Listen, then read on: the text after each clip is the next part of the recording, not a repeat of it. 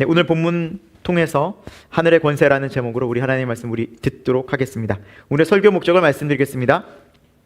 신자는 믿는 자는 하늘의 권세를 믿고 주님께 속하여 살아가는구나 라는 것을 알게 하는데 설교 목적이 있습니다. 그래서 우리는 이 땅에 속한 자가 아니라 하늘에 속한 자로 살아가는 것. 그래서 그것을 우리가 삶 속에서 느끼고 경험하고, 땅에 살지만 왜 하늘과 연결되어 있을까요? 우리 마음이 하늘에 가 있고 그 하늘에 우리 하나님 계시고. 여러분, 오늘 끝나고 빨리 집에 가고 싶죠? 죄송합니다. 처음 예배 시작부터. 자, 끝나면 집으로 돌아가는 길이 어때요? 평안하잖아요. 그렇죠? 또 여러분 여행에서 막 밖에서 힘들 때 직장에 다 이렇게 어떤 힘든 일을 마무리하고 집에 들어간 발걸음 어때요? 짜증나요? 편안하지 않습니까? 쉬러 가는 곳이니까 편안하죠. 집에 왔네. 쉼이 있죠. 그 집이 내 집이든 아니든 좋든 나쁘든 그걸 떠나서 일단 집에 딱 들어가는 그 편안함이 있잖아요. 예. 저도 집에 갈 때 빨리 밟아요. 근데 갈 때 저보다 더 빨리 밟는 분도 계셔요. 앞에서 못 따라갈 정도로. 아무튼 집에 갈 때는 집이 주는 편안함이 있는 거죠. 집이 주는 편안함. 여러분, 우리가 왜 하늘을 계속 생각하냐면 하늘나라가 우리의 아버지 집이에요. 우리가 가야 할 곳이거든요. 그래서 성경은 우리가 나그네라고 그래요. 본향이 어디예요? 하늘이에요. 그 고향이에요. 고향이고, 우리는 어디로부터 왔죠? 성경에 보니까 하나님으로부터 왔어요. 그렇죠? 원래 우리는 하나님과 함께하는 존재였어요. 예, 그렇게 창조되었고, 그래서 우리는 원래 하나님과 함께하는 사람이기 때문에 하나님께서 그거를 예수 그리스도 통해서 회복시켜 주셨단 말이죠. 이제 그것을 예수님 안에서 회복되면 이제 우리가 바뀌는 거예요. 우리 생각과 마음이. 그래서 그거를 거듭났다. 새 마음이다 라고 성경은 말하고요. 그 새 마음이 되면 어렵고 힘들 때, 그래, 내가 이 땅이 전부가 아니지. 그래, 하늘 소망이 있지. 또 주님 나라 임하지. 하나님 나라 가서는 그래, 그렇게 주님 안에서 평안하겠지. 그렇게 하늘을 소망하는 우리 마음들이 생긴다는 것이죠. 그게 뭐냐면 신앙인의 모습인 거예요. 신앙인의 모습. 정말 힘들고 어려울 때 우리가 안 돼, 이 땅에서 내가 어떻게든 성공해야 돼, 이거는요, 교회 다니지만 아직 주님을 못 만난 사람일 수도 있어요. 격하게 말해서. 우리가 정말 힘들고 어려우면요, 이 땅에서 내가 반드시 성공해서 갚아주리라, 이런 마음이 들지 않아요. 오히려 그래, 이 세상에 무슨 소망이 있나, 내 소망은 저 하늘에 있지, 주님께 있지. 그래서 오히려 이 땅의 것들 때문에 내게 마음이 왜 이렇게 쓰나, 내가 왜 그 문제에 이렇게 마음이 빼앗겨 있나, 이렇게 생각이 드는 거예요. 이게 건강한 믿음이에요.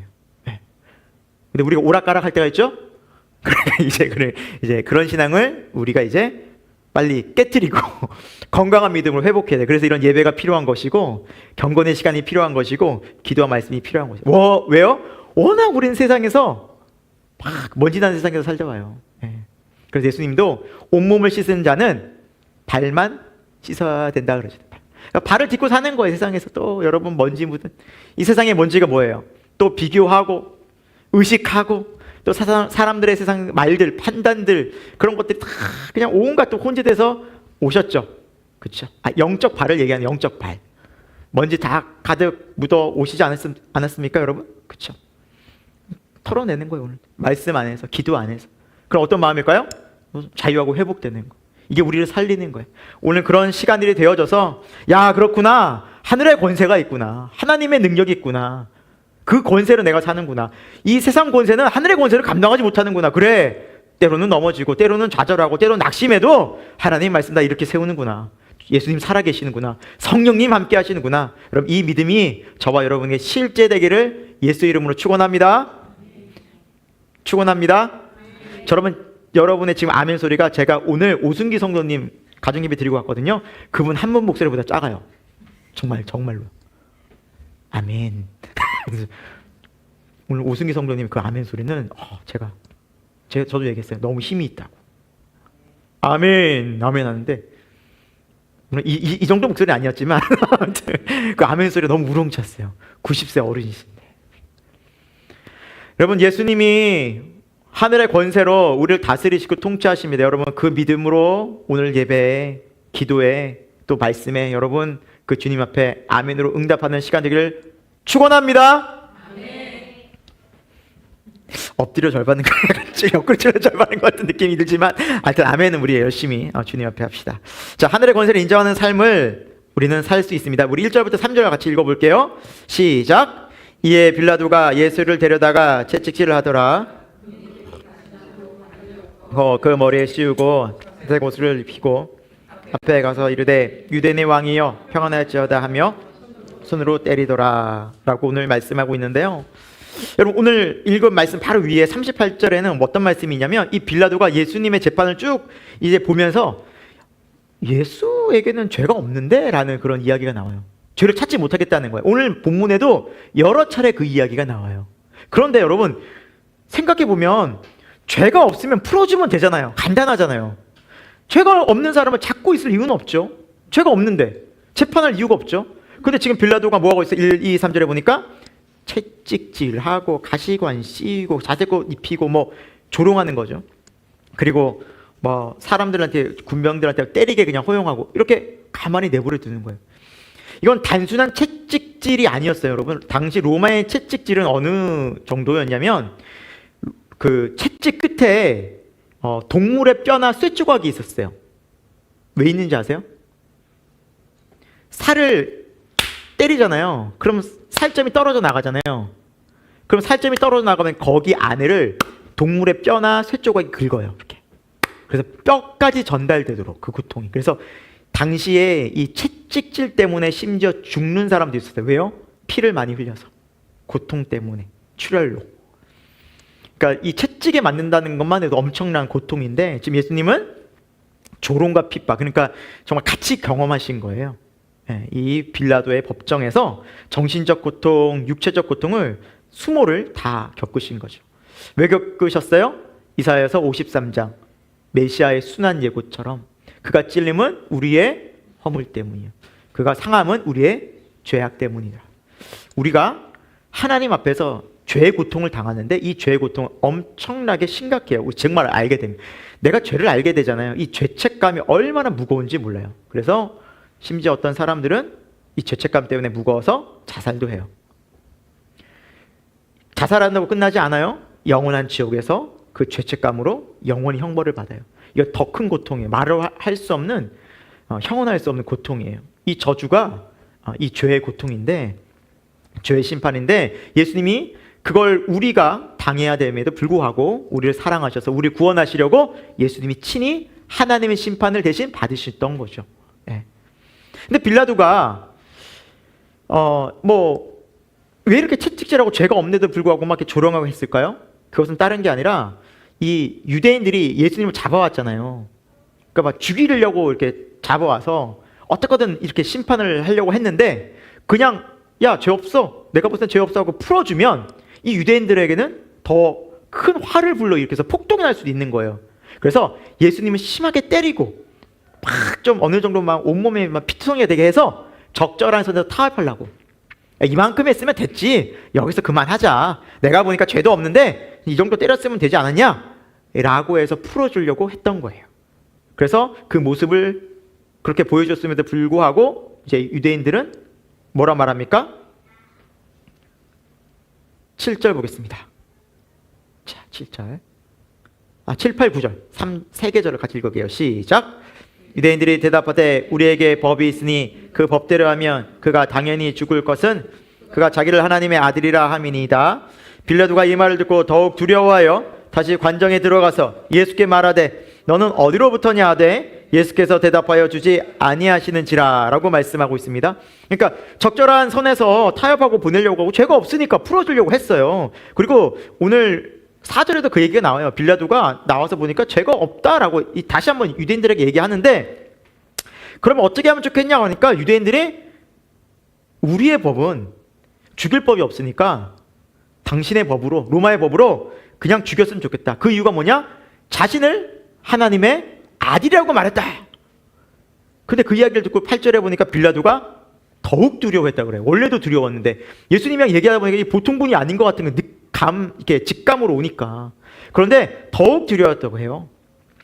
마태복음 27장 19절에 이런 내용이 있어요. 29장 17절에는 27장 19절.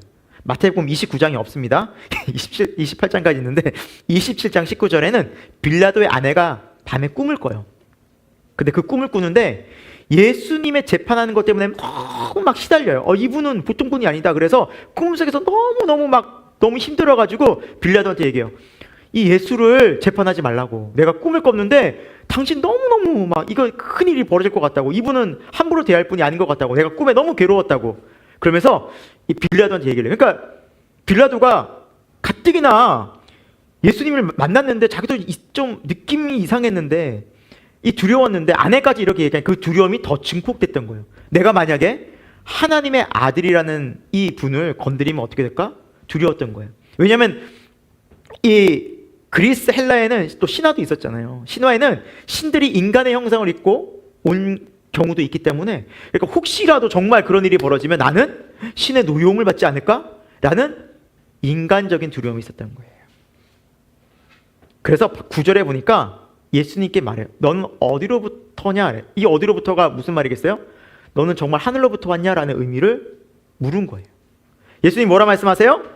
9절에 보니까 대답하여 주지 아니하신다라는 거예요. 왜 그랬을까요? 빌라도가 왜 예수님에게 물어본지를 예수님이 아신 거예요. 그의 목적과 의도는 예수님이 정말 하나님의 아들이라서 믿고 싶은 게 아니라 하나님의 아들을 잘못 건드렸다가는 자신이 큰 해를 당할까 봐 그게 두려웠던 거예요. 자신의 안전, 자신이 누리고 있던 세상적인 것들 다 잃을까 봐. 그러니까 목적 자체가 하나님의 아들이고 하나님의 이 어떻게 보면 이 신적인 권위가 있는 사람을 건든 게 혹시 자기가 이 세상의 것을 잃을까 봐. 그러니까 자기가 두려웠던 게 세상 것인 거예요. 주님이 아신 거예요. 나를 믿으려고 하고 정말 하나님의 아들이라서 믿고 싶은 마음이 있었던 것이 아니라 세상적인 것이 뭔가 빼앗길까 봐. 그럼 참된 믿음이 아닌 거죠. 그래서 예수님이 아무 말씀도 하지 않으셨다라고 말씀하신 겁니다. 자, 우리 어떤 일이 벌어진지 계속 볼까요? 우리 10절, 11절 같이 읽습니다. 시작. 빌라도가 이르되 내가 말하지 아니하느냐? 내가 너를 놓을 권세도 있고 십자가에 못 박을 권한도 있는 줄 알지 못하느냐? 예수께서 대답하시되 위에서 주지 아니하셨더라면 나를 해할 권한이 없으리니 그러므로 나를 내게 넘겨준 자의 죄는 더 크다 하시니라 라고 말씀합니다.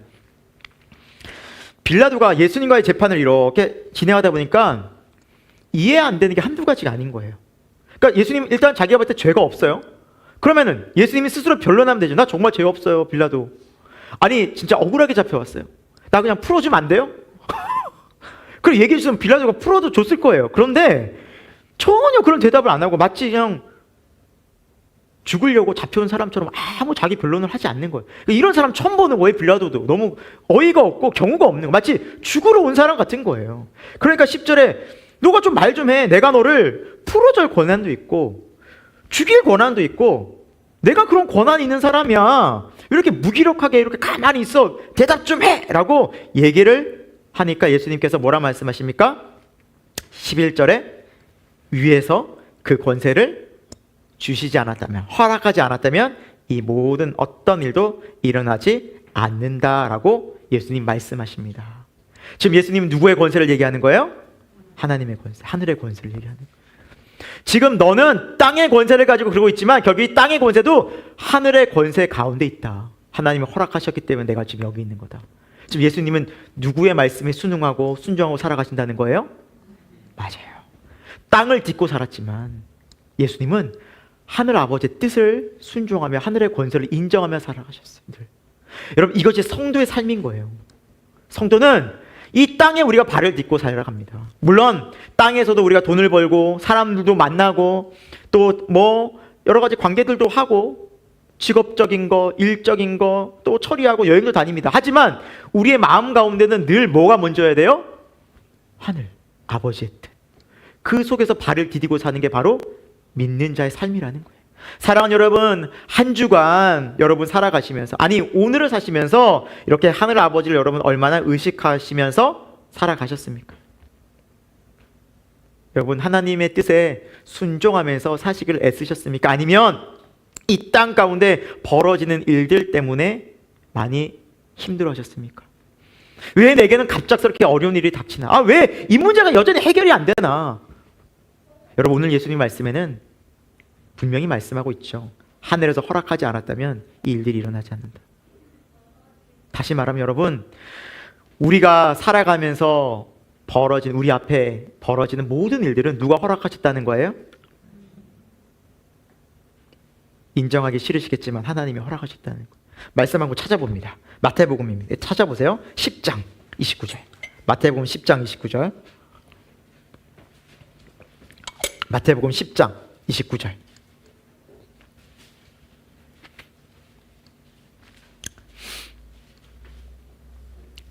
마태복음 10장 29절입니다. 우리 한 절 말씀만 같이 읽을게요. 같이 읽겠습니다. 시작. 참새 2마리가 한 아사리온에 팔리지 않느냐? 그러나 너희 아버지께서 허락하지 아니하시면 그 하나도 땅에 떨어지지 아니하리라 라고 말씀합니다. 여러분, 참새 한 마리가 잡혀서 팔리는 거예요. 한 아사리온이 어느 정도 금액이냐면 약 한 5천 원 정도? 뭐 이렇게 시장에서 이제 물건 파는 것처럼 팔리는 거예요. 근데 그것도 누가 허락하셔야 되는 거예요? 말씀에 뭐라 나와 있어요? 하늘 아버지가. 여러분, 이건 뭘 얘기하는 걸까요? 하물며 참새가 시장에서, 닭이 한 마리가 시장에서 오리 한 마리가 시장에서, 돼지가 잡혀서 시장에서 팔린 것조차도 하나님이 허락하시지 않으면 한 마리도 팔리지고 뭐 사람들에게 잡히지 않아요. 근데 하물며 우리 믿는 사람들, 하나님의 자녀들한테 벌어진 일들이 하나님의 허락도 없이 일어났겠느냐라는 거예요. 갑자기 닥쳐오는 건강의 어려움, 또 물질의 어려움, 또 직장에서의 어려움, 또 인간관계의 어려움, 뭐 개인적인 어려움을 뛰어넘어서 전쟁의 갑자기 상황들, 혹은 자연재해들, 뭐 물가가 상승하고 경제가 어려워지는 것들, 하나님이 다 허락하셨어요. 하나님이 허락하지 않으면 일어나는 일이 없어요. 다 허락하신 거예요. 그렇다면 사랑하는 여러분, 우리는 그 상황 속에서 누구를 봐야 할까요? 맞아요. 그래야 우리가 문제를 이겨요. 문제에 매몰되지 않아요. 왜 허락하셨겠냐는 거예요. 이유는 간단해요. 심플해요. 단순해요. 저와 여러분 정답을 다 알고 있어요. 성경에서 계속 말씀하시기를 누구만 바라보라고요? 네. 낮이나 밤이나 어제나 오늘도 주만 찬양하게, 그 주님만 바라보도록. 그거 이유 딱 하나예요, 사실은. 네. 저와 여러분의 인생에 하나님은 딱 한 번 예수 그리스도만 남기를 원하십니다. 그거를 배워가는 게 여러분 우리 일생이에요. 이스라엘 백성이 출애굽을 합니다. 그렇죠? 애굽에서 종살이 하다가 430년간 종살이 하다가 출애굽을 딱 해요. 하나님이 출애굽하자마자 이 이스라엘 백성을 가나안으로 바로 보내세요? 아니죠. 어디로 먼저 보내요? 예. 여러분, 그 이스라엘이 출애굽할 때 이스라엘은 10가지 재앙이 내렸어요. 그러니까 그 강대국 애굽이 감당이 안 되는 거예요. 그 이집트가 두 손 두 발 다 든 거죠. 하나님이 뭐 자연 만물 다 뭐 찢어가지고 심지어 장자도 다 죽여가지고 생명의 근원이 하나님께 있으니까, 그러니까 뭐 두 손 두 발 다 들게 하셨어요. 여러분, 그 하나님이 뭘 못하시겠냐고요. 이웃 나라 평정하는 거 아무것도 아니에요. 근데 왜 광야로 보내셨을까요? 광야에 뭐가 있다고요? 광야에 뭐가 있겠어요? 아무것도 없어요. 살 수가 없는 곳이에요. 근데 거기서 하는 말씀을 주시죠. 그렇죠? 계명을 신에서는 계명밖에 하죠. 계명. 그리고 뭘 또 만들게 하세요? 성막을 만들게 하고 거기서 제사, 예배 드리게 하잖아요. 그게 다 뭐예요? 하나님의 임재잖아요. 말씀은 뭐예요? 우리 마음에 새기는 하나님의 약속의 언약의 말씀이잖아요. 너는 마음을 다하고 뜻을 다하고 힘을 다하여 주 너의 하나님을 사랑하라. 신명기 6장에 말씀하고 있죠. 그리고 이 말씀을 너의 가족들에게, 자녀들에게 길을 갈 때든지 누워있을 때든지 오며 가며 집을 댕간할 거리든 묻히고 가르치고. 누구를 기억하라고요? 하나님을. 내가 너와 영원히 함께하리라. 이게 목적이었다니까요. 그럼 어떤 일이 벌어지는데요? 그 광야 같은 곳에서 사라져요. 놀랍죠? 근데 이거는 하나님께서 우리를 광야로 직접 보내시지 않으면 절대 경험할 수 없는 삶이에요. 우리는요, 본질상 광야로 가기 싫어해요. 편안한 걸 좋아한다니까요. 우리는 원래 그런 존재입니다. 네. 제가 차를 작년에 바꿨습니다. 네. 좀 작은 차에서 중형차로 바꿨어요. 그리고 한 10년이 넘게 타다 보니까 이 차가 최신형, 딱 누구한테 전화해줘? 전화가 걸려요. 차가 가까이 가잖아요. 삐삐삐삐삐 소리 나면서 막 가까이 가지 말라고 경고음이 막 들리기 시작해. 네. 막 첨단. 네. 벤츠는 아닙니다, 제 차가. 너무 좋은 시스템적인 기능들이 너무너무 많아요. 너무너무 많아요. 진짜 편안하고. 드디어 제 차에는 쿨시트가 들어와서 바람이 막 나와요. 찬바람이. 저는 땀 차가지고 굉장히 힘들었었는데 이제 바람이 막 나오는 거예요. 와, 너무 좋더라고요. 너무 편해요. 너무 편해요. 타보니까 편해요. 집도 마찬가지 아닐까요, 여러분? 한 10평대 살다가 20평대 가면 새로운 세상이죠. 20평대 살다가 한 30평대 가봐요. 또 다른 세계가 펼쳐요. 40평, 50평 더 하죠. 달라요. 정말 편하고 좋은 게 맞아요. 네. 우리는 편한 걸 되게 좋아해요. 제가 건조기를 집에서 이렇게 처음 이렇게 사용했을 때 너무 깜짝 놀라서 너무 좋은 거예요. 세상에 이런 게 다 있나? 어떻게 이렇게, 이런 비 오는 날은 건조기 너무 좋잖아요. 네. 빨래 줄어드는 거 빼고는 다 돌리면 너무 쫙 그냥 개기만 하면 돼. 그러면서 개면서 제 안에 이런 생각이 들었어요. 야, 이거 개주는 기계 없나? 더 편한 걸 막 바라는 거예요. 근데 그게 나왔더라고요. 빨래를 개주는 로봇. 네, 중국에서 만들어서 이제 곧 아마 뭐잖아. 가정에서 내가 할 게 없는 시대가 올 거예요. 그러니까 점점 편한 걸 사람들은 되게 요구해요.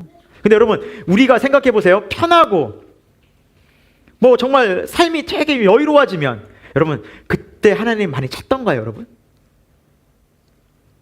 여러분, 시간 많고 여유가 생겨요. 너무 좋다. 기도하기 너무 좋은 시간이야. 너무 이런 생각이 들어요. 아니면 놀러 가고, 어디 놀러 갈까? 못 보던 밀렸던 내가 드라마 봐야 되는데, 영화 봐야 되는데 게임 뭐 해야 되는, 이런 생각들을 훨씬 더 우리 많이 하잖아요. 내 삶을 다 육신을 위한 거거든요. 하나님은 그런 우리를 너무 잘 아십니다. 이게 죄성이에요. 육체를 가지고 있기 때문에. 우리가 예수님을 믿으면 거듭났다고 하는 건 새롭게 바뀐 게 우리 육체가 바뀌지 않았어요. 육체는 그대로예요. 우리 죄성, 죄에 대한 기억이 있고요. 이 죄성들은 계속 우리 안에 내재되어 있어요. 뭐가 바뀐 거예요? 마음이 바뀐 거예요. 그러니까 우리가 마음을 계속해서 새롭게 하고 말씀에 순종하지 않으면 우리는 어느 순간 육신을 따라가는 게 또 자연스러워져요. 내가 예수님 믿으면 이러면 안 되는데? 왜 이러지? 하면서 하고 있어요. 또다시 게을러지고 또다시 죄를 짓고 있다니까요. 언제요? 내가 주님과의 관계가 긴밀하지 않고 정말 우리가 전심으로 하나님을 찾지 않으면, 내 안에 말씀이 채워지지 않으면 우리는 여지없이 어디로 가요? 세상으로 가요. 세상 좋아요, 여러분. 이게 이상한 게 아니에요. 우리는 원래 그런 존재라고 성경은 말씀하고 있어요. 그래서 사도 바울이 이런 말을 했죠. 오라 나는 곤고한 자로다. 이 사망의 몸에서 누가 나를 건져내랴라고 말하고 있죠. 그거를 깨달으니까 너무 괴로운 거예요. 아니, 어떻게 이럴 수 있나? 주님이 이렇게 사랑한다고 말하고 했다가 나도 모르는 사이에 또다시 육체의 즐거움을 또 추구하고 있네. 또 죄 안 되는 거 알면서 하고 있네. 그래서 성경은 늘 깨어 기도하라 말씀하고 있네. 예수님 뭐라 말씀하셨어요? 날마다 너를 부인하고 너의 십자가를 지고 나를 따라와야 돼. 날마다 이거 되지 않으면 살 수 없어. 그래서 출애굽한 이스라엘 백성들이 만나를 먹었어요. 매일매일 하나님의 공급을 받았죠. 이 만나가 어떻게 내렸어요? 한 목에 그냥 한 달치를 하나님 주셨어요? 아니죠. 매일 새벽에 정해진 시간에, 그 시간에 못 받잖아요. 만나가 사라졌어요. 그래서 그날 하루 굶었어요. 하나님 이걸 훈련시키신 거예요. 왜요? 너 나 매일 만나지 않으면 살 수 없어. 사라지던데요? 살죠. 어떻게 살까요? 육적으로 살죠. 또 예수님은 믿지만, 교회는 다니지만 또 염려하고 또 고민하고 또 짜증내고 또 분노하고 그냥 또 그렇게 살아가요. 왜요? 뭐가 없어서 그래요? 하늘 만나가 없는 거예요. 하늘의 권세로 살지 않는 거예요. 우리는 이 땅의 권세로 사는 거예요. 그만큼 육신이 여러분 셉니다. 너무 세요. 예수님을 믿으면 믿을수록 이게 느껴져야 돼요. 아니 목사님 기도하지 않아도 살만하던데요? 그런 사람 다 육신으로 살아가요. 별 문제 없던데요? 문제 없기는요. 이미 한참 그 사람 문제인데 영적으로 잠들어가지고 제정신을 지금 못 차리고 살아갈 수도 있어요. 영적 잠을 자니까. 신앙으로 깨어서 살아가십시오. 이 세상이 왜 이렇게 악한지, 왜 이렇게 타락했는지, 세상 문화 하나하나가 왜 이런지. 그 주님밖에 없구나. 오늘도 주님 아니면, 내가 십자가 아니면 살 길이 없구나. 와, 주님 아니면 내가 정말 생명의 내 소중함을 알 길이 없구나 라는 하나님의 은혜에 대한 마음이 계속해서 살아나는 것은 뭐냐면 깨어있다는 증거예요. 살아있다는 증거예요. 그래서 저와 여러분이 오늘 그렇게 다시 한번 하나님의 그 하늘나라의 권세로서 살아가는 저와 여러분이 되기를 축원합니다. 이 저녁에, 이 밤에 다시 한번 우리 그 마음을 회복했으면 좋겠습니다. 왜요? 예수님은 그렇게 사셨기 때문에 결국 그 십자가의 길에서 온 세상을 구원하시고 우리로 하여금 천국에 갈 수밖에 없는 우리 인생을 어디로 인도하셨어요? 참 말을 잘못했네요. 지옥에 갈 수밖에 없는 인생을, 마음이 급해서 천국에 가고 싶어서 지옥 갈 수밖에 없는 우리 인생을 어디로 턴했어요? 천국으로. 이거는 누구도 바꿀 수 없는 거예요. 누구도 그 길을 바꿀 수 없는데, 절망과 사망과 고통 가운데서 신음하던 우리 인생을 어떻게 했어요? 예수님 믿고 소망과 찬송과 기쁨의 인생으로 바꿔줬어요. 이게 된다니까요. 누구 때문에요? 예수님이요. 여러분, 근데 매일매일 자연스럽게는 안 돼요. 뭘 해야 돼요? 순종해야 되지. 아침에 그렇게 만나를 내가 줄 테니 나와라 했어요. 그 만나를 가지러 간 사람들은 다 그날 하루를 충분히 충족하게 살았듯이 주님이 말씀하시죠. 매일 나를 만나야 된다. 매일 만나. 우리 교회 성경 읽기네요. 잘 만나고 계시죠, 여러분? 네. 만나고 계신 거 맞죠? 네. 아멘 소리가 점점 이렇게 모기 소리만큼 이렇게 약해지시나? 자, 매일 만나야 돼요. 이렇게 성경책을 보면서 하나님을 만나야 돼요. 이게 목적이에요. 저는 여러분들께 좀 말씀드려요. 4장 읽어서 안 만나지잖아요. 또 다시 읽으세요, 그냥. 만날 때까지. 왜? 내 마음이, 성경 읽는 이유는 뭐예요? 예지 집사님한테 잘 보이기 위함이 아니에요. 예지 집사님의 왜 안 보내세요?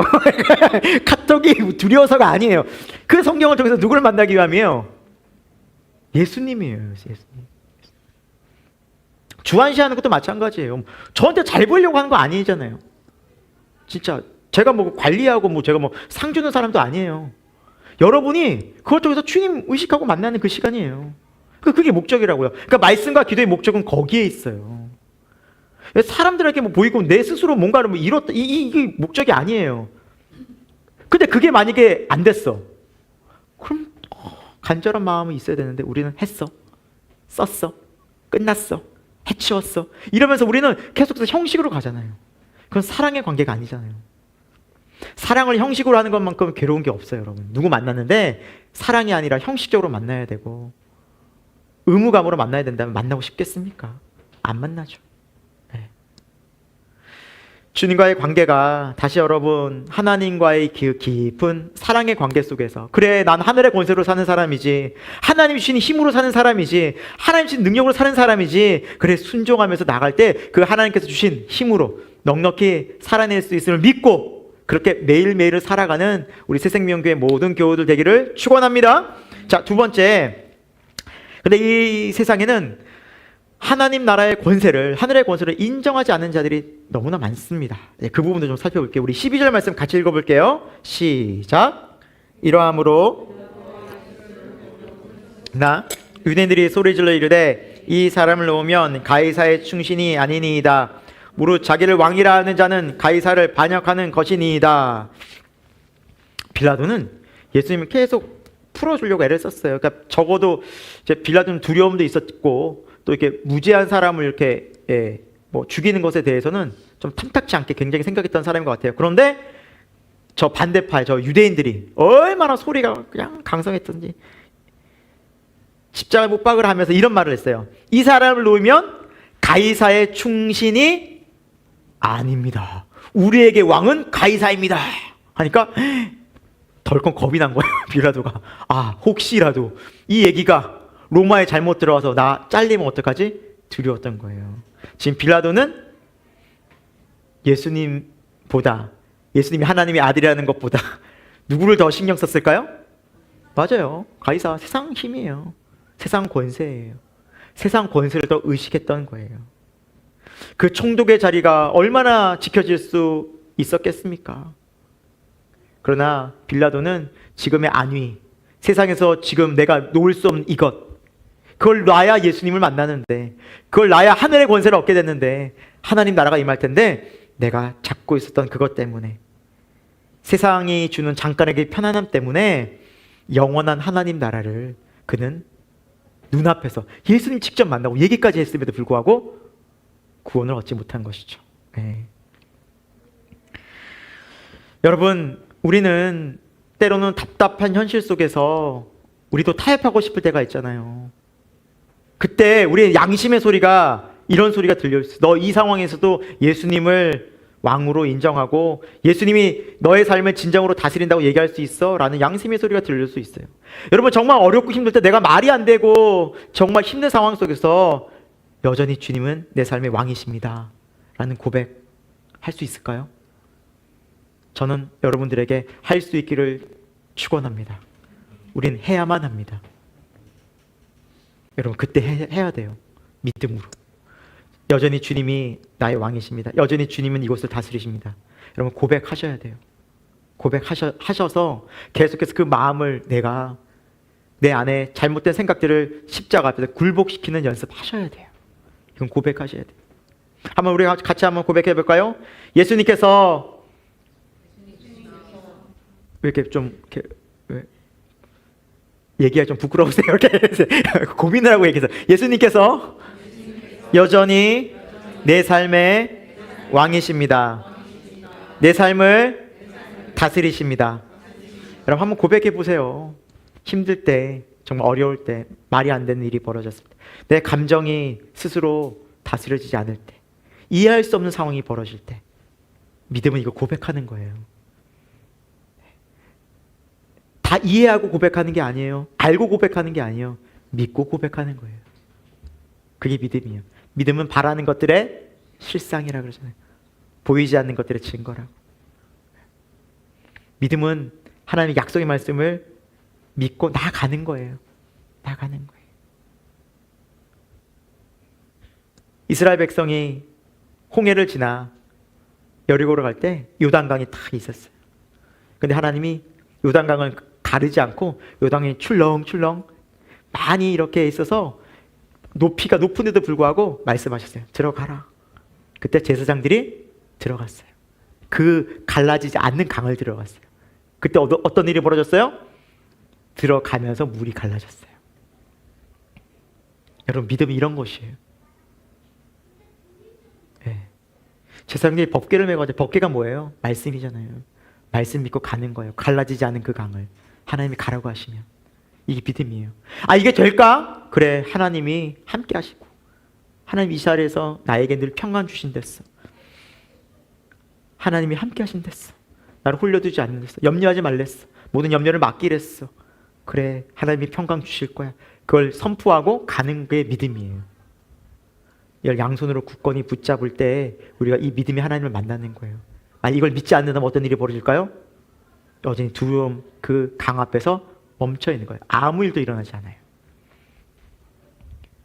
단언컨대 아무 일도 안 일어나요.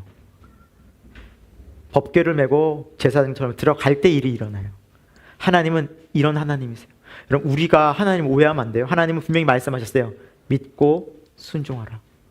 그러면 그 다음에 길이 열려요. 하나님을 믿는 게 먼저예요. 여러분은 얘기할 수 있어요. 이거 해주면 제가 할게요. 아니, 하나님은 그런 조건에 움직여준 분이 아니에요. 하나님은 우리가 좌지우지하는 분이 아니에요. 그게 세상의 우상이라는 거예요. 그래서 하나님 말씀하셨잖아요. 너를 위해 새긴 우상을 만들지 말라고. 우상들을 만든 사람의 특징이 하나같이 그런 거거든요. 내가 원하는 우상을 만들어요. 나의 원함이 있어요. 근데 하나님은 내 원함대로 움직이는 분이 아니에요. 하나님의 뜻대로 하늘 권세를 인정하고 살아가고 아버지의 뜻대로 살아가는 거예요. 그러나 세상 사람들은 그런 하나님의 권세를 무시하고 자신의 생각과 자신의 뜻과 자신의 판단대로 욕심대로 살아가죠. 물론 이것은 세상 사람들만 그런 것이 아니라 때로는 믿는 우리조차도 내 생각, 내 판단, 내 의지가 강해서 하나님의 뜻보다 말씀보다 앞설 때도 있다는 거예요. 그럼 어떤 일이 벌어질까요? 하나님이 역사하지 않는 거예요. 내가 그 길 오롯이 가야 돼요. 내가 책임져야 돼요. 그래서 두려운 거예요. 그래서 염려가 되는 거예요. 그래서 근심이 떠나지 않아요. 왜? 내가 책임지고 내가 앞서가니까. 여러분 15, 16절 우리 본문 말씀 볼게요. 시작.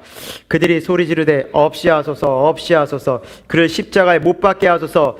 빌라도가 이르되 내가 너희 왕을 십자가에 못 박으랴. 대제사장들이 대답하되 가이사 외에는 우리에게 왕이 없나이다 하니 이에 예수를 십자가에 못 박도록 그들에게 넘겨주니라 라고 성경은 말씀합니다.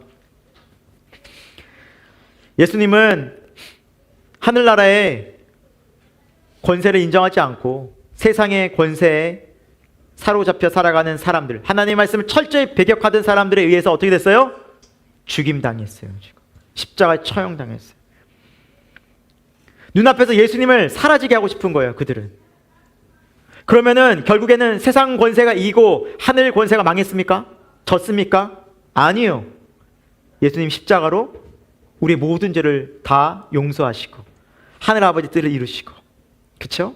그리고 부활하셔서 하나님의 영광스러움을, 하나님의 우리가 어떻게 나중에 부활의 몸을 입을 것을 친히 보여줘서 많은 사람에게 증거가 되게 하셨죠.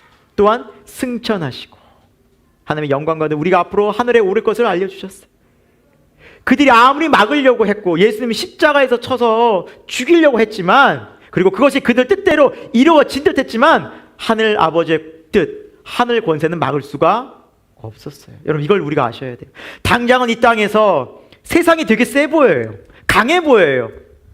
돈이 굉장히 힘이 있어 보여요. 그리고 그런 어떤 좋은 위치와 자리들, 좋은 일들이 우리들에게 매력적이게 보일 때도 있죠. 하지만 그것은 영원하지 않아요. 잠깐이에요. 생명이 끝나면, 목숨이 끝나면 사라지고 영원하지도 않고. 그러나 하나님 나라는 영원하고 주를 따르는 자들은, 주의 말씀에 순종하는 자들은 하나님께서 영원한 영광 가운데 하나님이 우리를 하나님의 뜻을 이루시고자 하시는 그 일에 우리를 사용하실 것입니다. 그리고 우리는 그것에 쓰임받고 하나님의 영광을 함께 경험하게 될 것입니다. 이것이 하나님 나라가 우리에게 임한 사람들의 모습이라는 거예요. 여러분 우리는 갈등할 때도 참 많이 있습니다. 그러나 우리는 기억해야 됩니다. 하늘 아버지의 뜻에 순종할 때 예수님께서 십자가를 통해서 온 세상의 구원과 우리의 생명을 건져 주셔서 우리에게 새로운 삶, 하늘 아버지를 알고 영원한 하나님 나라를 우리에게 주신 것처럼, 그리고 우리의 삶이 예수님 믿기 전과 예수님 믿은 이후가 완전히 달라진 것처럼 하늘 아버지의 뜻에 순종할 때 우리는 새로운 삶을 살게 됩니다.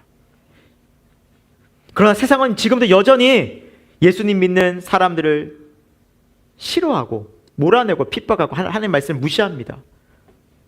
그런데 여러분 안타까운 것은 우리마저도 이 유대인들처럼, 유대인이 말씀이 없었습니까? 구약이 있었잖아요. 그렇잖아요. 오실 메시아를 기다리고 있었잖아요. 그런데도 불구하고 그들의 마음에 들지 않는다고 해서, 그들이 원하는 메시아가 아니라고 해서, 그들은 이 땅 가운데서 로마에서부터 그들을 핍박에서부터 자유케 하는 그런 강력한 메시아를 원했는데 그런 메시아가 아니라고 해서 그들은 예수님 십자가에서 죽게 만들었던 것입니다.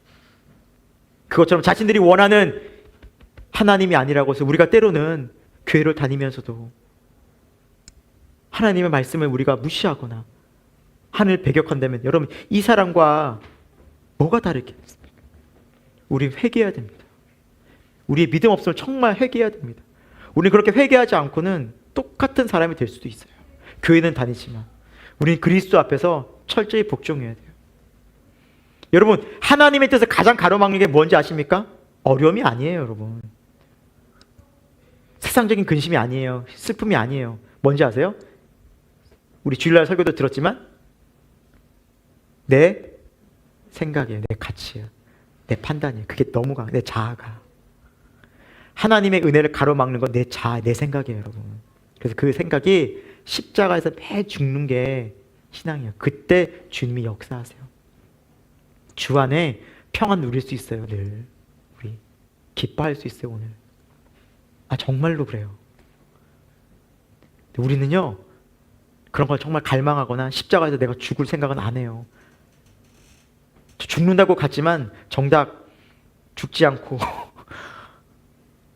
그냥 내 생각, 내 의지대로 그냥 그렇게 형식적으로 살 때가 너무너무 많아요.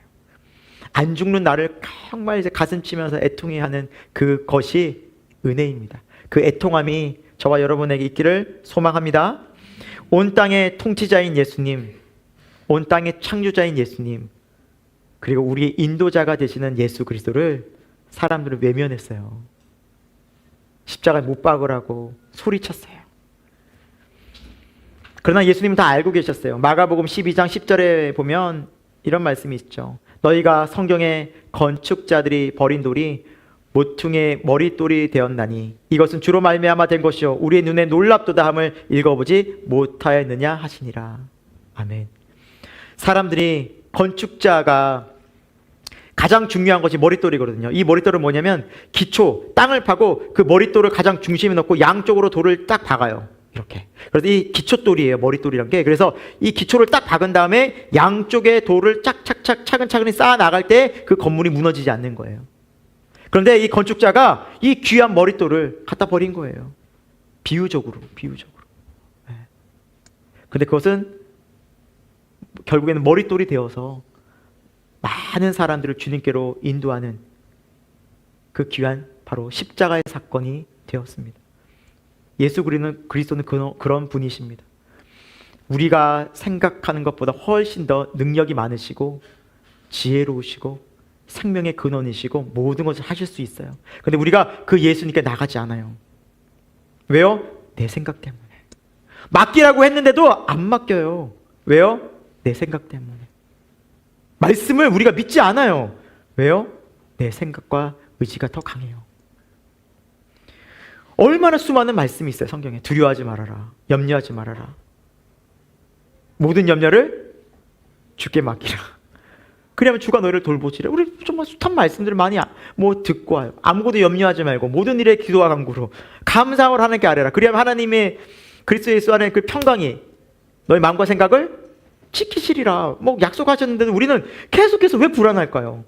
왜 우리는 염려가 계속 떠나지 않는 걸까요? 결국엔 뭐예요? 말씀이 문제가 아니라 우리의 태도와 우리의 생각이 문제인 거예요. 안 맡기는 거예요. 계속 내가 그걸 안고 살아요. 말씀에 문제가 없어요.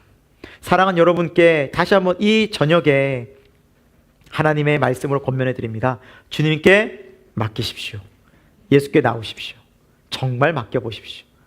안 맡겨지면 간절히 정말 애통해하면서 애를 써보십시오. 그게 기도입니다. 그리고 맡겨지는 것을 경험하셔야 됩니다. 여러분, 예수님의 십자가에 못 박아 이제 죽으시는 그 앞에서 이 수많은 사람들이 예수님을 향해서 죽이라고 돌을 던지고 침뱉고 욕을 하고 저주했는데 결국 그렇게 예수님 십자가에 못 박히셨죠. 그런데 예수님이 그들을 부활의 몸으로 나타나서 다 죽이셨나요? 복수하셨나요? 아니에요. 제자들에게 말씀하셨죠. 가서 너희는 이 복음을 전하라. 저들에게도 전하라. 왜요? 그들이 아직 예수님을, 하나님을 못 만났기 때문에 그렇다는 거예요. 여러분, 이것이 하나님의 마음이에요. 하나님의 마음이에요. 우리가 이 마음으로도 또한 살기 원합니다. 왜 저들이 계속해서 교회를 다니는데 왜 이렇게 강팍할까?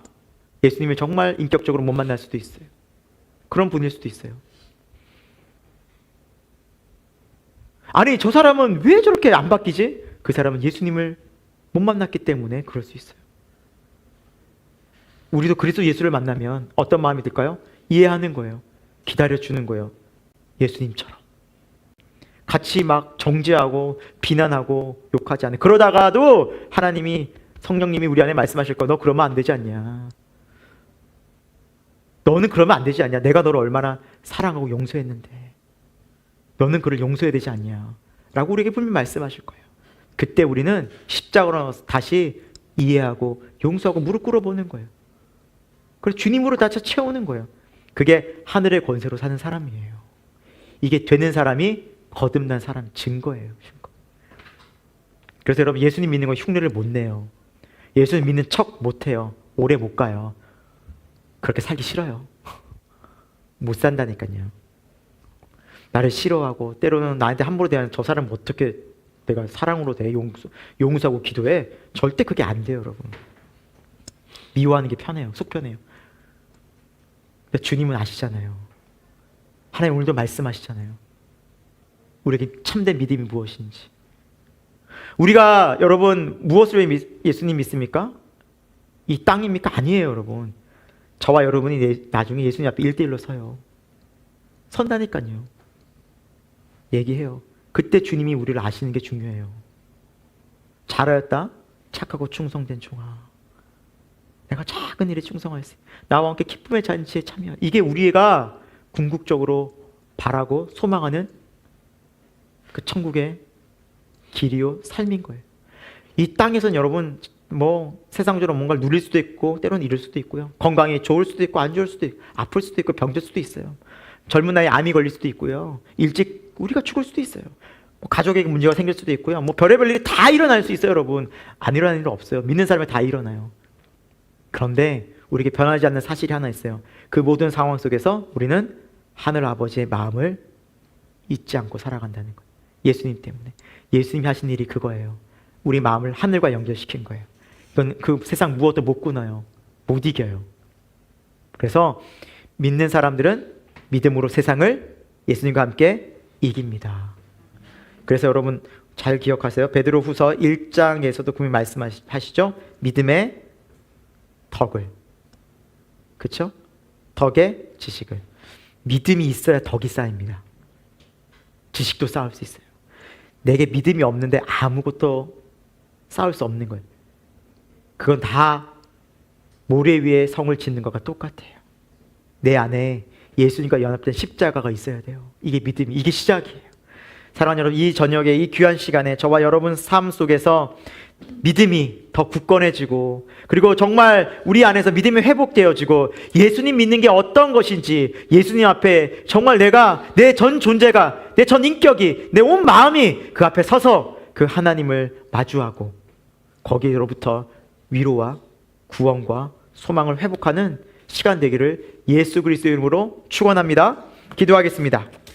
하나님, 이 시간 우리는 하나님의 말씀을 들었습니다.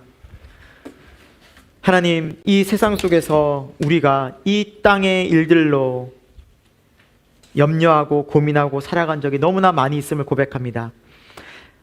자세히 살펴보면 그것은 다른 문제가 아니라 우리 안의 문제였습니다. 내 안의 문제였습니다. 내 생각, 내 의가 강했고 내 판단, 내 생각대로 살려는 그 강팍함들이 있었음을 고백합니다. 주여, 이 시간 우리의 마음과 생각을 주님 앞에, 십자가 앞에 내려놓기를 원합니다. 내가 죽지 않은 이 마음, 십자가에서만 죽을 수 있음을 알게 하여 주옵소서. 그래서 예수님께서 오셨음을 알게 하여 주옵소서. 십자가에서 내가 죽고 예수님과 함께 부활하여 영원한 천국의 삶을 살아갈 수 있는 거룩한 주님의 백성 되도록 역사하여 주옵소서. 예수님의 이름으로 기도합니다. 아멘. 하나님 아버지, 우리가 예수 그리스도를 통해서 다시 찾은 것은 생명입니다. 어둠 속의 빛입니다. 절망 속의 소망입니다. 낙심 속의 찬송입니다. 슬픔 속의 기쁨입니다. 하나님, 우리의 인생 정말 보잘것없는 인생이었지만 예수님 찾아오셔서 우리를 구원해 주셨습니다. 이 구원의 은혜를 잊지 않고 예수 생명과 연결되어 내 안에 주님 계심을 날마다 십자가에서 확인하고 기도하는 우리가 되게 하여 주옵소서. 언제 어느 순간부터 우리는 기도의 자리를 외면하고 말씀의 자리를 등한시하고 형식적이게 하면서 우리의 신앙은 점점점 힘을 잃어만 갔습니다. 기쁨도 사라지고 감사도 잃어가고 마음속에는 점점 고통과 슬픔과 원망과 두려움이 가득 차 있음에도 불구하고 내 생각과 내 뜻을 굽히지 않고 십자가에서 무릎 꿇지 않고 하나님 살았던 우리의 교만함들을 회개합니다. 용서하여 주시고 다시 우리에게 손을 내미시는 그 주님의 손을 붙잡고 다시 우리가 주님 안에서 다시 한번 일어나는 이 귀한 저녁 예배가 되게 하여 주옵소서. 하나님, 우리를 사랑 가운데 다시 찾아오십니다. 베드로, 그 예수님을 3번이나 부인한 베드로를 찾아오셔서 예수님께서 회복시켜 주셨듯이 다시 한번 우리들 마음 가운데 찾아오셔서 우리를 회복시켜 주실 줄로 믿습니다. 연약한 우리를 회복시켜 주셔서 성령의 은혜를 부어 주셔서 다시 한번 주님과 함께 일어나는 이 귀한 저녁 되도록 역사하여 주옵소서. 매일매일의 생활 속에서 이제 주님을 의지하기 원합니다.